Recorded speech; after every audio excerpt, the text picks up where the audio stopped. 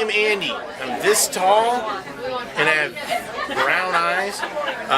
What do you want to know about me? Like, I'm an illustrator. I draw monsters for a living, and also, they're over there. Also, you don't have to get the monsters. no, it's fine. He can get the monsters. I like making him lean. Yeah. Whoa. Anyway, I don't know. What do you want to know? just about me. Yeah. I was born in 1973 in Cincinnati, Ohio, the son of Marcel and Melanie Hopp. I have a brother and a sister, and a wife and 2 kids, and lots of cats and pets and fish. And I draw things and I write things, and I host this show, Oddmall, which is a blast, and also host Con on the Cob, which is a blast. And I'm the illegitimate son of Cher and an alien chiropractor.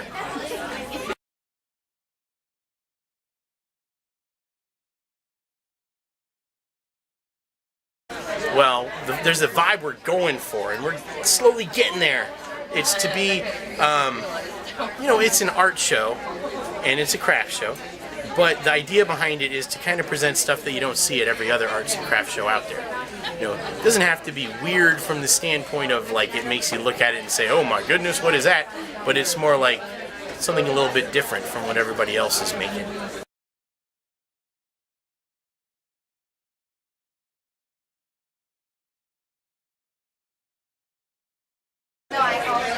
That's a very good question. Actually, I went to Bizarre Bazaar, which is another similar show in Cleveland, and I had a good time there. And I said, hey, I already have a hotel that I do Con on the Cob at, and I don't want to compete with Bizarre Bazaar, so I decided to do it a different time of year. And I just said, hey, how hard could it be? And apparently it was easy.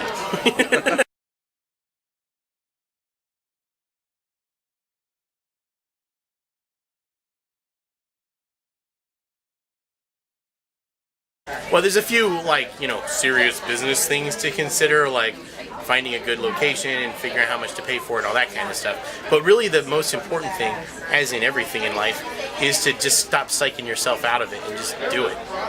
If you want to host an art show, the vendors are going to pay for it pretty much. So find a location that you're comfortable with, find a staff at a hotel you like, and then start looking for vendors. Go to other art shows and get their information, get their business cards and stuff. You can go to like Etsy.com and places like that, and just find artsy people in your neighborhood.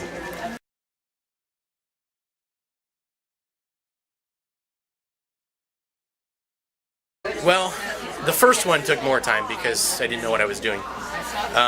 And now most of the contacts are people we've already made. So most of the work that goes into it is building the website, keeping the website up to date, figuring out where to advertise and when. Like I advertise in the Akron Beacon Journal and on Facebook and a few other places. I think next time I'm going to do more advertising. This show's going pretty well, but it's not yet getting the big crowd that I was hoping for. So next time we're going to have a bigger crowd. Mark my words. Because I'm going to do more advertising next time. This show I did about the same amount of advertising I did for the last show, and it seems like maybe we have a few fewer people, like 4 fewer people than last time.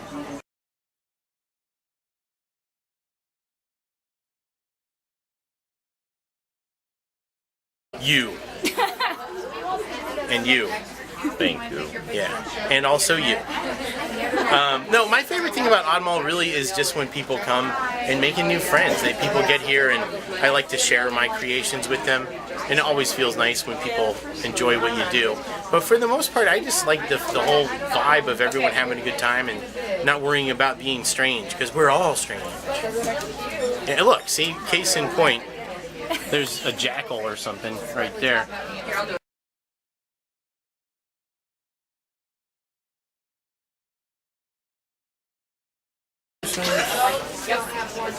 Okay, so anyway, my favorite memory. That's a really good question. I think the very first Oddmall is probably the most memorable because we've never done it before. So we were all, excited about it, and we're still excited about it. The excitement never dies, ever. Never, ever.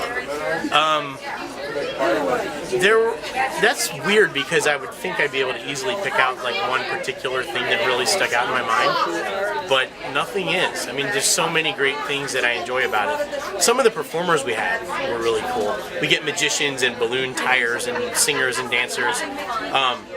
Last year we had someone tying balloons, and you had this line of like 40 kids up behind him. Look, there's a dragon. That's pretty cool. See? Now that's my new favorite memory. I already have my dream job. No, my dream job is to just...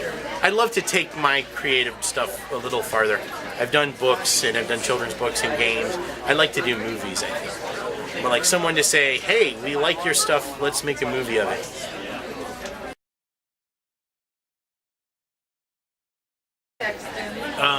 That's a good question.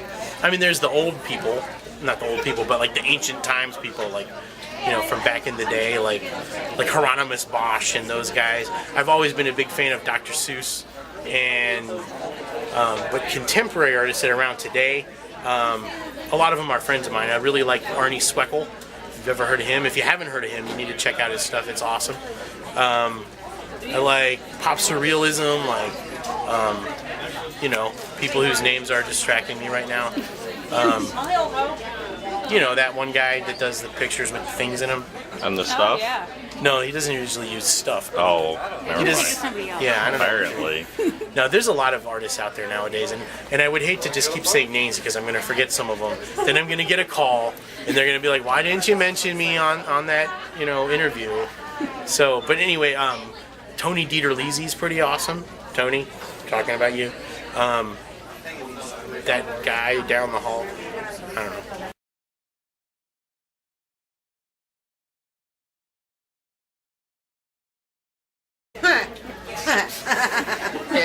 Well, that's kind of a difficult question because what would I like to be dipped in, or what would someone more likely dip me in?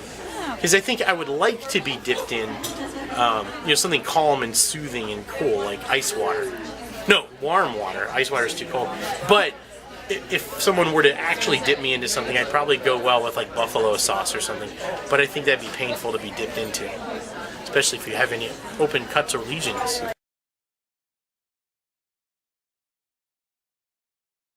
Well, yeah, okay. Right. It involves lots of Jello. All right. No, it doesn't involve any Jello. Yeah.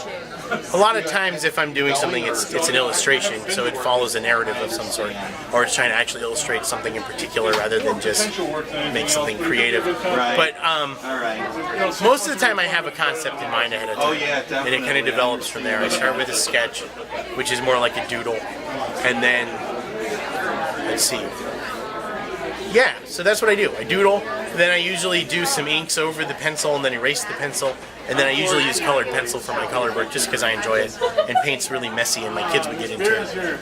And, but the creative process itself, probably I just daydream a lot, and I always have. And I wish I had something more clever to say than that, but that's really how it works. I spend most of my time daydreaming.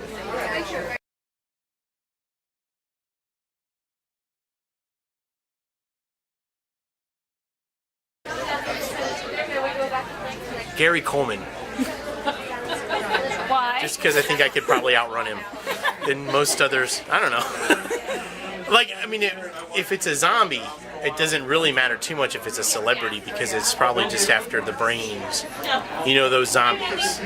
Hey guys, how's it going? Good. But assuming it was like a semi-coherent zombie that I could actually talk to and hang out with before it ate my brains, it's still Gary Coleman.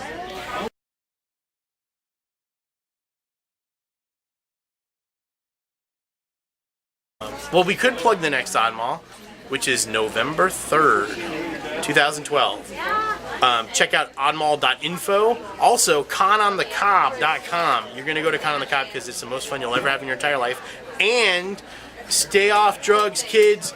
Keep in school. Drink lots of water. And love your mama. Thumbs up. There you go. Okay. Thank you.